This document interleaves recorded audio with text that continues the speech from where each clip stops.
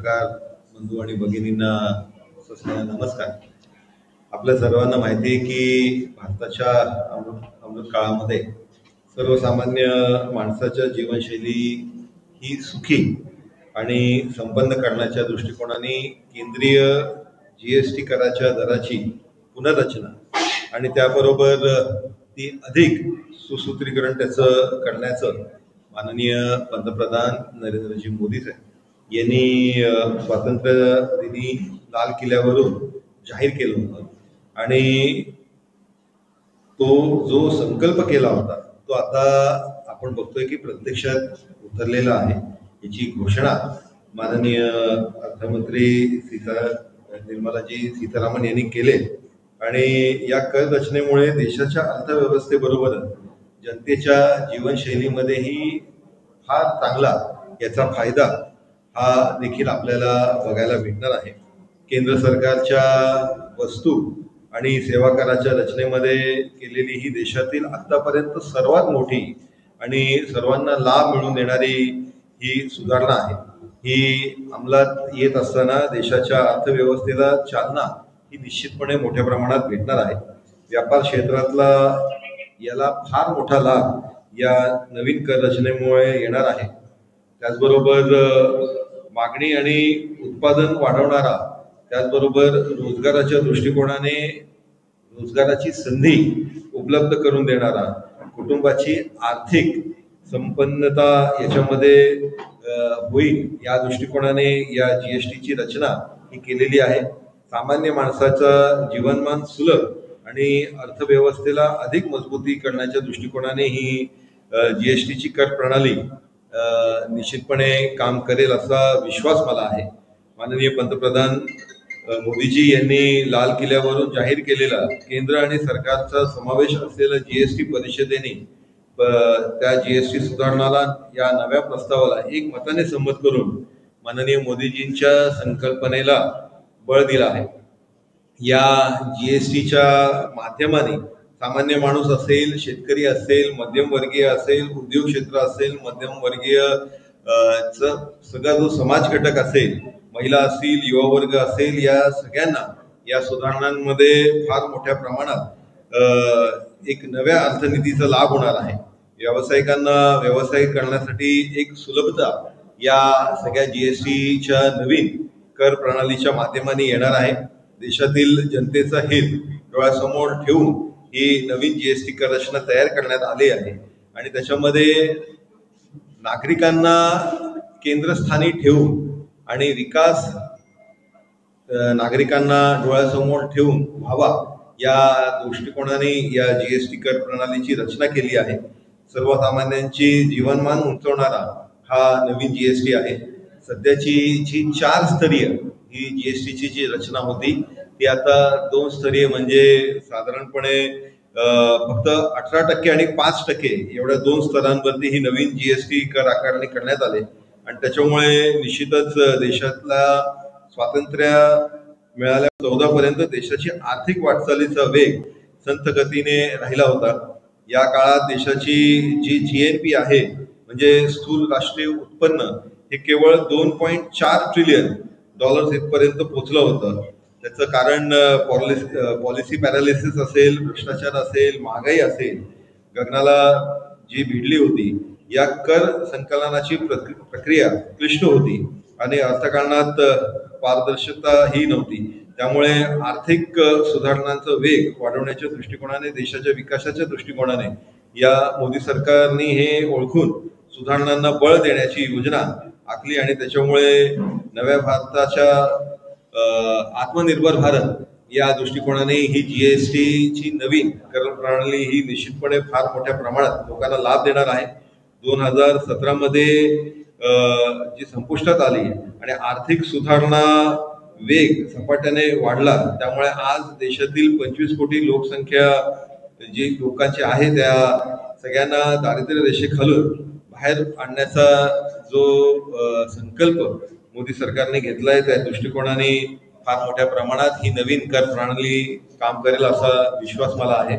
एकंदरीत आपल्या सगळ्यांना कल्पना आहे की म्हणजे त्याच्यामधले जे आपल्याला रोज लागणाऱ्या ज्या गोष्टी आहेत, म्हणजे हेअर ऑइल असेल, शॅम्पू असेल, त्याचबरोबर सेविंग मशीन असेल, आपल्याला शेविंग क्रीम पासून टूथब्रश पासून या सगळ्या गोष्टींना या जीएसटी मध्ये फार मोठ्या प्रमाणात दिलासा देऊन सर्वसामान्यांना ज्या गोष्टींची गरज पडतात त्या गोष्टींचा निर्णय या जीएसटीच्या माध्यमाने घेतलाय. सगळ्यात महत्वाचं म्हणजे हेल्थ इन्शुरन्सच्या संदर्भातलं की इंडिव्हिज्युअल हेल्थ इन्शुरन्स असेल ज्याच्यावरती याच्या अगोदर 18% जीएसटी लागायचं ते आता 0 करण्यात आलेलं आहे. त्याचबरोबर मेडिकल इक्विपमेंट असेल त्याच्यामध्ये थर्मोमीटर असेल त्याला 5% वरती आणलंय. मेडिकल ग्रेड ऑक्सिजन असेल त्याला 12% वरनं 5% आणलेलं आहे. डायग्नोस्टिकचे जे किट्स आहेत ते 12% वरनं 5% आणलेत. त्याचबरोबर विद्यार्थ्यांना चांगल्या पद्धतीचं शिक्षण भेटण्याच्या दृष्टिकोनाने एक अफोर्डेबल एज्युकेशनच्या दृष्टिकोनाने pencil, sharpener, crayon, exercise books, notebooks हे जे अगोदर 12% जीएसटी कर प्रणालीमध्ये येत होते त्यांचे आता 0 या दरावरती आणलेलं आहे. त्याचबरोबर शेतकऱ्यांच्या दृष्टिकोनाने जे अतिशय महत्वाचं आहे शेतीच्या दृष्टिकोनाने ते ट्रॅक्टर असतील, ट्रॅक्टरचे पार्ट्स असतील, त्याचबरोबर स्पेसिफाईड बायोपेस्टिसाइड असतील, मायक्रोन्यूट्रिएंट्स असेल, ड्रिप इरिगेशनच्या ज्या सिस्टम आहेत आणि स्प्रिंकलर आहेत त्यांच्यावरती 18 ते 12% जीएसटी पडायची ती 5% वरती आणलेली आहे. त्याचबरोबर शेतीमध्ये आणि हॉर्टिकल्चरमध्ये आपल्याला ज्या मशीन लागणार आहेत त्या मशीनही 12% वरनं 5% आणलेत. ऑटोमोबाईल या सेक्टरमध्ये सर्वसामान्यांना लागणाऱ्या ज्या टू व्हीलर आहेत त्या टू व्हीलर आणि त्याचबरोबर पेट्रोल आणि हायब्रिड एलपीजी सीएनजी गाड्या या ज्या 1200 सीसीच्या आणि 4000 सीसीच्या आत आहेत जे पहिले 28% मध्ये त्यांच्यावर जीएसटी पडायचं ते आता 18% वरती आणलेले आहे. त्याच्यानंतर 3 व्हीलर वरती 28% पडायचं ते 18% वर आणलंय. मोटरसायकल 350 सीसी आणि बिलो ज्या मोटरसायकल आहेत त्या 28% वरनं 18% वर आणलेल्या आहेत. त्याचबरोबर इलेक्ट्रॉनिक अप्लायन्सेस असतील म्हणजे एसी असेल, टीव्ही असेल, मॉनिटर प्रोजेक्टर असेल, या सगळ्या ज्या 28% ज्याच्यावरती जीएसटी पडायचा ते आता 18% वरती आणलेलं आहे. आणि त्याच्यामुळे निश्चितच आपण आर्थिक पटलावरती जगाच्या पाठीवर आपण जर बघितलं तर भारत हा देश सध्याच्या परिस्थितीमध्ये आपण बघतोय की अनेक देशांमध्ये जिकडे इकॉनॉमिक क्रायसिस आले त्या तिकडे आपण आज 4थ्या क्रमांकावर आहोत. आणि त्याच्यामुळे निश्चितच मोदी सरकारच्या माध्यमाने लोकाभिमुख जे निर्णय घेण्यात आले त्याच्यामधला जीएसटीच्या संदर्भातला हा फार महत्वाचा निर्णय हा घेण्यात आला आहे असं मला वाटतं. आणि याचा सर्वात जास्त लाभ हा सर्वसामान्यांना आणि गोरगरिबांना होईल. त्याच्यामुळे या जीएसटीचा जास्तीत जास्त फायदा हा आपल्या सगळ्यांनाच भेटणार आहे. 22 तारखे नवरात्रीपासून याची सुरुवात होईल आणि एका अर्थी दसरा आणि दिवाळीची एक अतिशय उत्तम भेट ही केंद्र सरकारकडनं राज्य सरकार केंद्र सरकारच्या माध्यमाने सर्वसामान्यांना भेटणार आहे. निवडणुकीसाठी जुळला आहे. नाही, खरं तर सर्वसामान्यांच्या हिताचे निर्णय घेत असताना आपण बघतोय की नेहमीच विरोधकांच्या पोटदुखी ही येत असते. आता या जीएसटीचा निर्णय हा काय फक्त भारतीय जनता पार्टी प्रणित राज्यामध्ये तर नाहीये, काँग्रेस प्रणित राज्यामध्ये पण या जीएसटीचा लाभ हा सर्वसामान्याला भेटणार आहे. आणि त्याच्यामुळे कुठलीही निवडणूक डोळ्यासमोर न ठेवता जीएसटीचा हा निर्णय माननीय मोदी सरकारच्या माध्यमाने मोदीजींच्या माध्यमाने केंद्र सरकारने घेतलेला आहे. हा सर्वसामान्यांचा राहणीमान आणि त्याचं जीवन हे सुखकर आणि सुलभ करण्याच्या दृष्टिकोनाने केलेलं आहे. महाराष्ट्राचे माजी राज्यपाल सी.पी. राधाकृष्णन यांनी आज उपराष्ट्रपती पदाची शपथ घेतलेली आहे. महाराष्ट्रासाठी अभिमानाची गोष्ट आहे कारण माजी राज्यपाल तर आहेतच मात्र मुंबईचे ते एक मतदार देखील.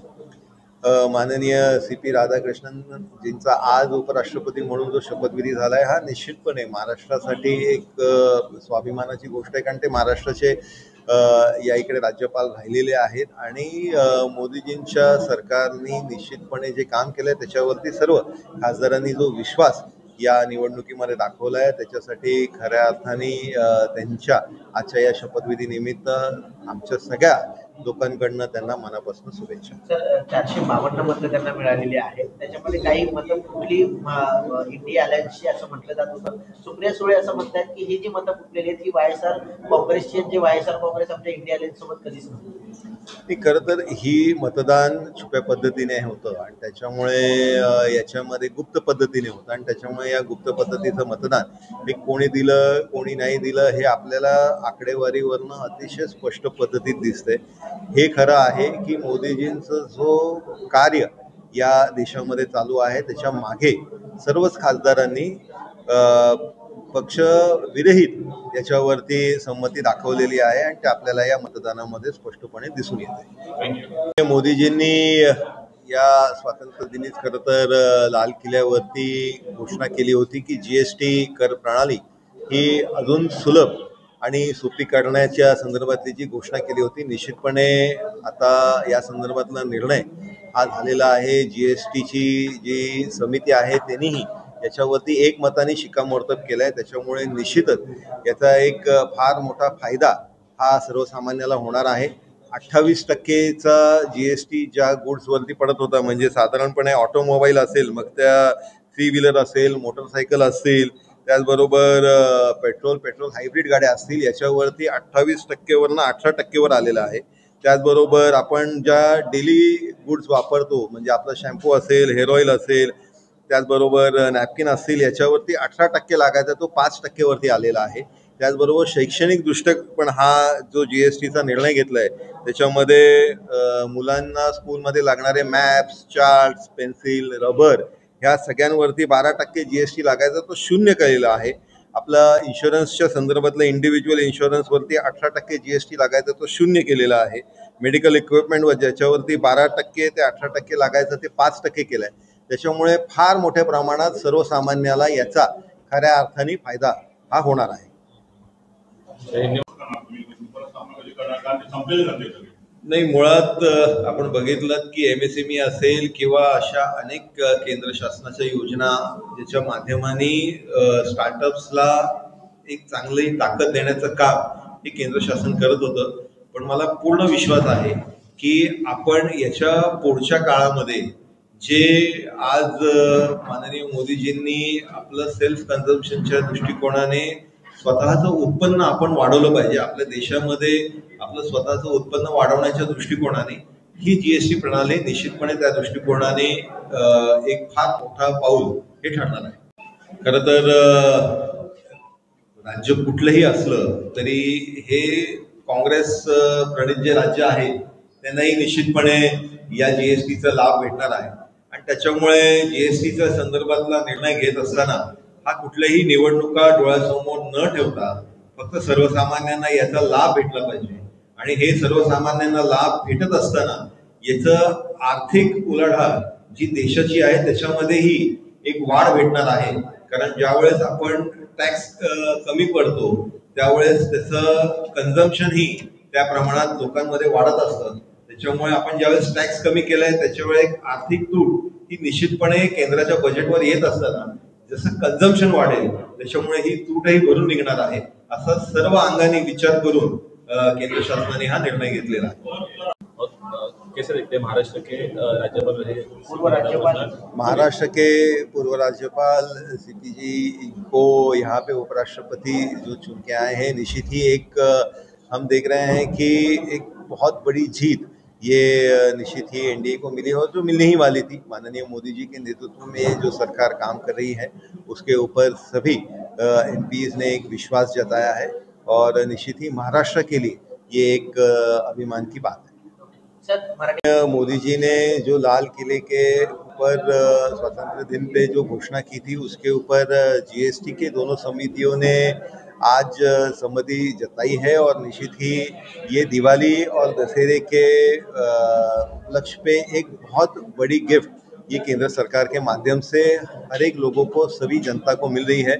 जो 18% से लेके 28% तक में 12% से के स्लैब में जो चीज़ें आती थी वो अब 5% पे या 0 करने आई हैं. जैसे कि हमारे जो एसेंशियल गुड्स है, डेली एसेंशियल गुड्स है, शैम्पू है, हेयर ऑयल है, प्री पैकेजिंग गुड्स है जो 12% से 18% पे आती थी वो 5% पे है. जो हमारे एजुकेशन में बच्चों के लिए जो चीज़ें काम में आती थी स्कूल में, जो मैप्स, चार्ट्स, पेंसिल, रबर जो चीज़ें थी, वो 12% से उनको 0% पे लाया है। उसी के साथ में हमारा जो इंडिविजुअल हेल्थ इंश्योरेंस है उसको 18% से 0% पे लाई है। मेडिकल इक्विपमेंट में 12% से 5% पे लाई है। उसी के साथ में ऑटोमोबाइल सेक्टर में जो 2 व्हीलर्स 3 व्हीलर्स लगती थी उनको 28% से 18% के जीएसटी में लाया है। जो जीएसटी का एक स्ट्रक्चर था जो 4 स्तरीय था उसको 2 स्तरीय पे लाया है। 12%, 18% और बाकी के जो चीज़ें आती थी उनको 0 पे लेके गए हैं।